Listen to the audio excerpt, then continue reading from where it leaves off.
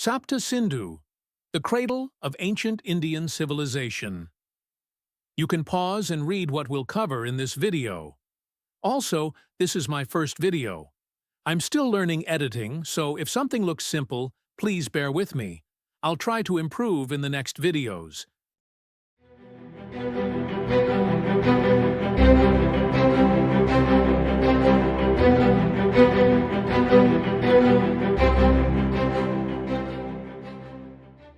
What is Sapta Sindhu? The term Sapta Sindhu means land of seven rivers. It refers to a culturally rich region in the northwestern part of the Indian subcontinent. In Sanskrit, Sapta means seven, Sindhu means river. The term Sapta Sindhu appears multiple times in the Rigveda, especially in Mandal 1, 7, 8, and 10.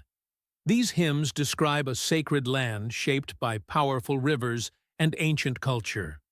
The seven rivers traditionally identified in the Sapta Sindhu region are Sindhu, now known as the Indus, Vitasta, Jhelum, Asikni, Chenab, Parushni, Ravi, Vipasha, Beas, Satadru, now Sutlej or Satluj, and the Sarasvati. Sources like Dharma Wiki confirm these Rigvedic references. You can pause to read. The article link is provided in the description below.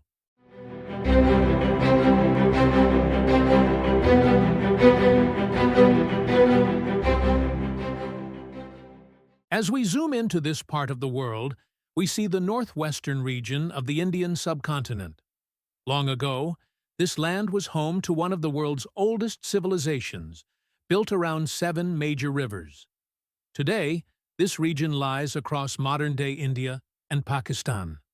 Mighty rivers once defined civilization. The Indus, known in the Vedic texts as Sindhu, the great river from which the name Sapta Sindhu originates. The Jhelum, called Vitasta. The Chenab, named Asikni in ancient times. The Ravi, originally Parushni. The Beas, once known as Vipasha. The Satluj, called Satadru. And the Saraswati, now lost to history, but remembered through ancient texts. These rivers shaped life, culture, and history. Let us explore the people who once lived in this ancient land.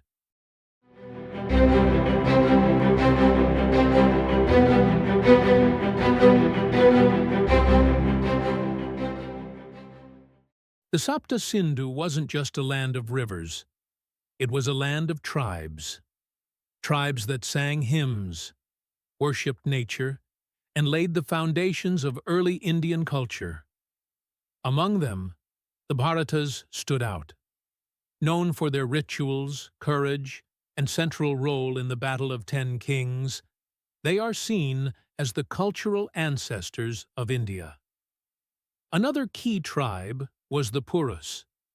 They brought different groups together and are remembered in the Vedic hymns as strong and wise leaders. Many other tribes lived in this land, each adding to its story, but they didn't always live in peace. One of the earliest known wars, the Battle of 10 Kings, took place here. It was a turning point that led to the rise of the Bharatas and planted the early seeds of Bharat. A full video on this epic battle is coming soon. Stay tuned.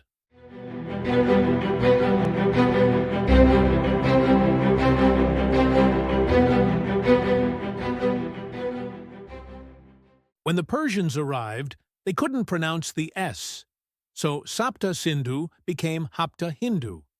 That's where the word Hindu first appeared, not as a religion, but as a Persian adaptation of a geographical name. Later, when the Greeks came, they had their own limitations. They couldn't say the H and didn't have a proper U sound. So Hindu became Indos, and over time, that evolved into the Latin name, India. Some scholars clearly state that the word Hindu was given by the Persians and does not come from Sanskrit or the Vedas. It was a foreign label used to describe the people living across the Sindhu River, not a name used by the people of this land for their own beliefs. The tradition was originally known as Sanatan Dharma, the eternal path. As Sadhguru explains, the word Hindu was never meant to define a religion. It was simply a geographical term.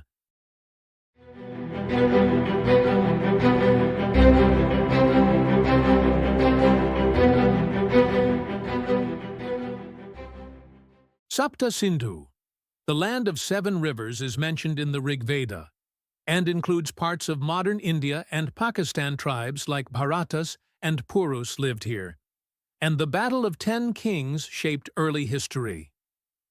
The Persian word Hindu came from Sindhu, a geographical name. All reference links are in the description for you to explore further. I sincerely apologize if I've said anything incorrect. My only aim is to share knowledge. Thanks for watching. Please subscribe to Infinite Matrix.